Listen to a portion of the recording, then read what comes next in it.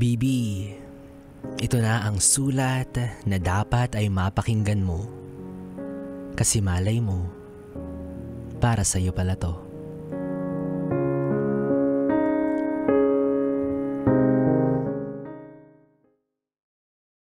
Ay, Mark Andre. Hindi ko alam kung bakit ko pa sinulat to para sa'yo. Pero isa lang ang sigurado. Hindi pa rin kita napapatawad sa ginawa mo sa akin na panggagago. Alam kong alam mo yung tinutukoy ko kasi ganon kakalala gumawa ng kalokohan. Kalokohan na hindi ko inaasahan. 2018, nagkakilala tayo sa isang fan meet. Parehas tayong fanboy ng mga Korean idols. Oo. Parehas tayong fanboy. Parehas tayong boy. Sa kasarian natin, mahirap makahanap ng taong makakarelasyon. Kaya nung nagkakilala at nagkamabutihan tayo, akala ko ikaw na talaga. Hanggang sa naging tayo na. Actually, okay ka as a boyfriend. Wala akong nakikitang red flag sa'yo. Kaya pinakilala na kita sa pamilya ko at laking tuwa ko na tanggap nila tayo. Ganito yung pangarap ko noon na akala ko ay imposibleng matupad. Kasi gaya nga ng sinabi ko, mahirap makarelasyon or makahanap ng karelasyon na tapat. Lumipas ang maraming taon, tayo pa rin ang magkarelasyon.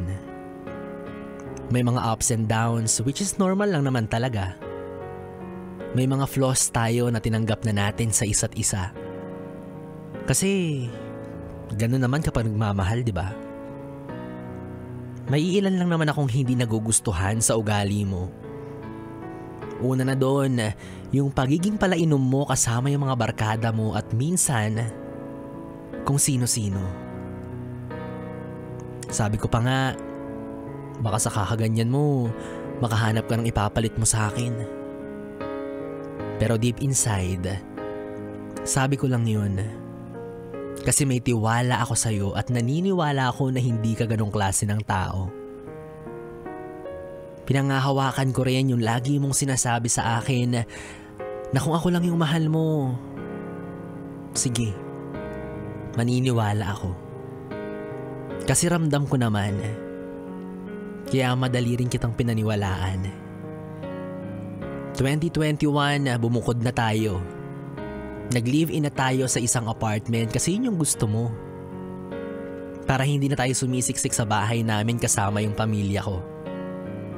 Though, alam ko naman na masaya ka rin na kasama sila since welcome ka talaga sa amin at tinuring ka ng parte ng pamilya. At nung niyaya mo ko na magsama na tayo, pumayag ako kasi super green flag para sa akin yun. Kasi pakiramdam ko, ako na talaga yung gusto mong makasama. Tuwang-tuwa ako na bumubuo na tayo ng sarili nating mundo. Ang sarap pala umuwi sa piling ng mahal mo, no? Ang sarap umuwi na ikaw yung maaabutan ko. Ikaw lang at ako. Kitang-kita ko yung sipag mo sa gawaing bahay at super husband material ka talaga. Kaya naman sabi ko sa sarili ko, wala na akong hahanapin pa. Pero tama nga sila. Na makikilala mo lang ang totoong ugali ng isang tao kapag nakasama mo na siya sa iisang bubong.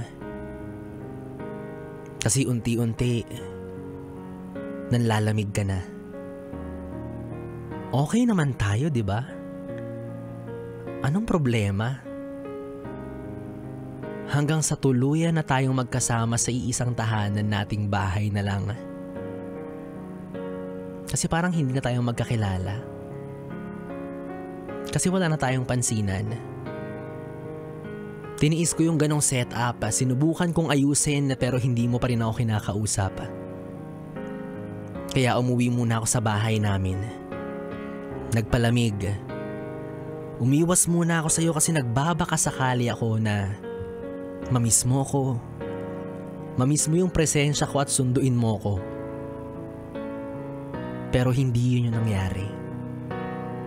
Hindi ako nakatiis kasi papalapit na palapit yung anniversary natin. Hindi pwedeng ganito na lang tayo.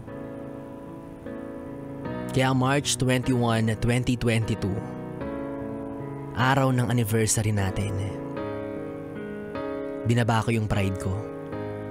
Bumili ako ng paborito mong cake, fast food, at nagdala ako ng luto ni mama na menudo kasi alam kong yun yung gustong gusto mo. Sinamantala ko yung araw na to para may dahilan akong makipagbati na sa'yo. Gusto kitang sorpresahin. Pero walang Jo. Ako yung nasorpresa mo. Nung buksan ko ang pinto, kayo agad ang bumungad. Oo, kayo. Kayo ng hindi ko kilalang tao. Siyempre, Matik, galit agad yung naramdaman ko kasi magkatabi kayo sa higaan natin na walang damit, magkayakap. Halatang masyado kayong komportable kasi hindi man lang kayo nagising. Wala man lang kayong nararamdaman na kaba na baka may biglang dumating. Gusto kong gumawa ng masama. Kasi kung tutuusin, pwede naman kasi tulog kayong dalawa at wala ring ibang makakakita. Pero hindi ko ginawa. Umuwi ako ng punong-puno ng galit at tanong. By the way, iniwan ko nga pala yung mga dala kong sorpresa.